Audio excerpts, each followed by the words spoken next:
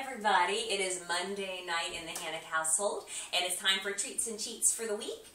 This week I thought I'd change it up a little bit because most of you know that I have been doing the Beachbody Ultimate Reset. I'm in week 3 of that. I just finished week 2, and this week for me is all about vegetables and fruit, but a lot of vegetables. So I've been trying to think of some ways to make them pretty exciting for me outside of some of the delicious recipes that I am going to try. One of my favorite things that I thought I'd bring to you today would be to make your own kale chips. Have you guys ever heard of kale? Kale is one of those greens that is one of those power-packed nutrient greens that in just 33 calories of kale, chopped kale, raw kale, you can get more than 100% of vitamins A, C, and K. So lots and lots of vitamins in kale. It's great steamed. I've learned how to make it with some pine nuts and some lemon juice, and I like it that way. But I like it best as a crunchy kale chip. So you can buy these things at the store in a bag. I don't know if they'd be as good or as fresh as something hot out of the oven. So I want to show you how simple it is to make kale chips. But here's the trick. There's always a little trick.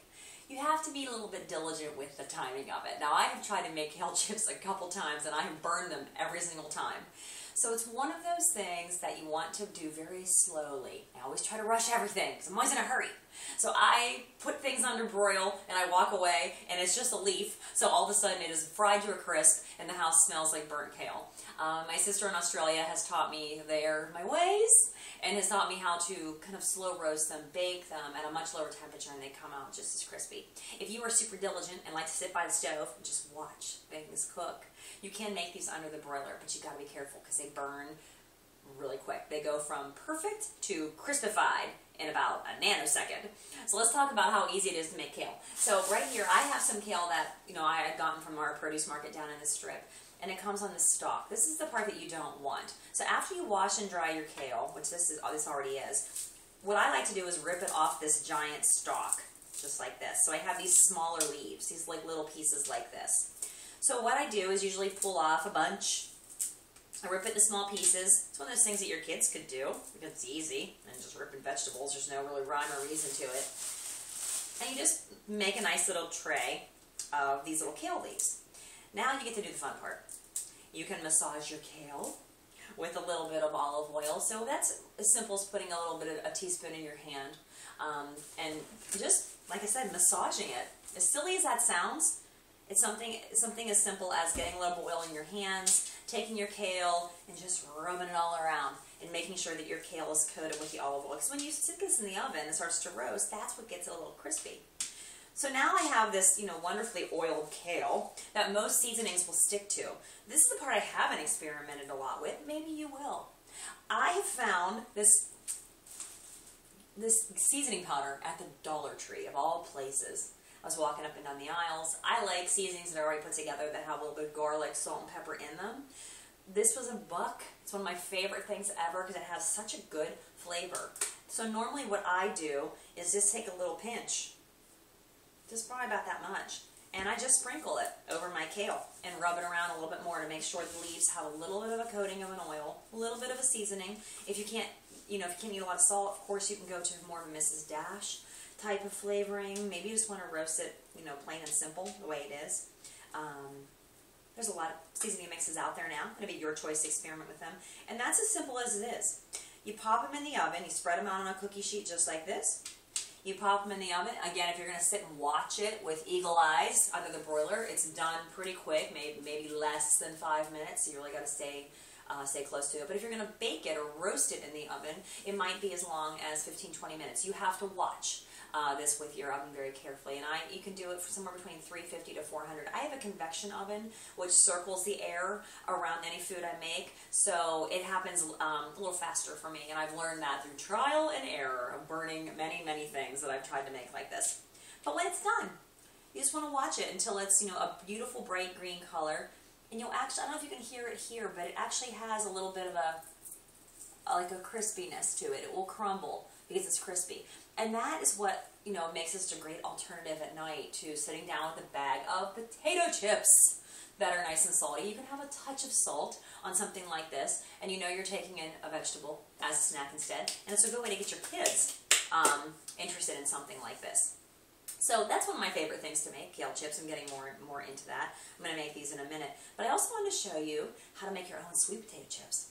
Because, again, you can control how much oil, how much salt, how much of anything you put on anything that you make with your own two hands versus going and buying a bag of something at the grocery store and not really knowing, what goes into these. So let's talk about how to make your own sweet potato chips. Now, I love kitchen gadgets. Anybody that knows me knows that I'm a sucker for infomercials. That's probably one of the reasons why I love Beachbody products so much and why I'm a Beachbody coach now, is that I am a sucker for fitness infomercials. And that's how I found P90X and Chain Extreme and Turbo Jam and all those programs. But I also like cooking infomercials. And I was this close to buying a Ninja this weekend online when I can go, or on TV when I can go to Macy's and buy one, but it's just fun to watch it on TV. So, a long time ago, there was something called the Super Slicer, and I was about 10th grade, and I watched the infomercial for the Super Slicer, and I thought, that thing is amazing! I have to have one! And I really did get one for Christmas. And I learned how to make my own waffle fries, my own sweet potato fries, and it was plastic, so it broke, and I didn't have it very long. You can buy very expensive mandolins. That's essentially what we're talking about, a mandolin. It has a blade, and it'll slice things very, very cleanly for you. I just picked one up recently at a Pampered Chef party, and this is what it looks like. So this is the fun part about this little tool. Let me show you how this works. It has a little potato grabber that I have already cut my potato to kind of fit into it. So you stab it with these little tongs. So now it's stuck on the holder. I'm going to hold it. This potato is a little bit long. I probably could have trimmed it a little bit smaller. But this works simple as this. Let me show you how nice and beautifully thin, like a chip, I just made that. So, of course, you can cut this with a knife. It takes a little bit longer, and they're not going to be as uniform. They might be a little thicker. They might not crisp up the same way. Now, they have some very interesting little drying racks you can put in your microwave to make sweet potato chips. I just did it in the oven just now. Again, lesson, you cannot walk away from them for very long. So all I had done with these, when I sliced up my potato, I just laid them on the cookie sheet just like this. I gave them a little spritz of Pam, or cooking spray. Those are calorie-free, and I'm all about things like that. That just give me enough of a sheen, or enough of a gloss, if you want to call it, for your seasoning to stick. So because I'm addicted to this cheap garlic pepper seasoning, again, it's as simple as a little spray, maybe a little bit more seasoning, a little more pepper. You can do cayenne pepper is really yummy on these. There's all kinds of different sweet potato seasonings you can put on these, but I like it more savory in nature, so I try to keep it simple because I don't have a lot of time to be mixing up seasoning rubs. I just go buy them at the dollar store apparently.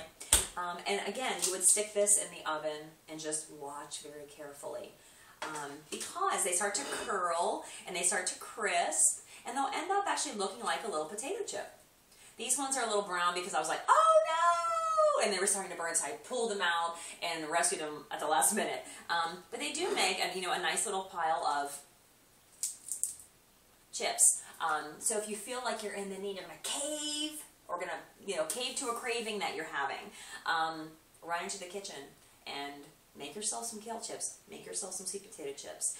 One little sweet potato usually has about 100 calories. It's a great source of vitamin C, vitamin A, beta-carotene.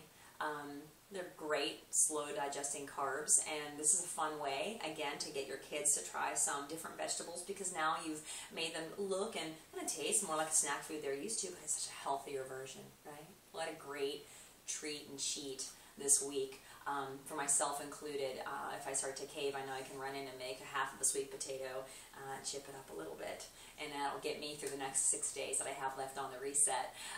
So with that, have a quick version tonight. I have to go work out now. Have a wonderful week, and I'll see you next week for Treats and Cheats. Thanks.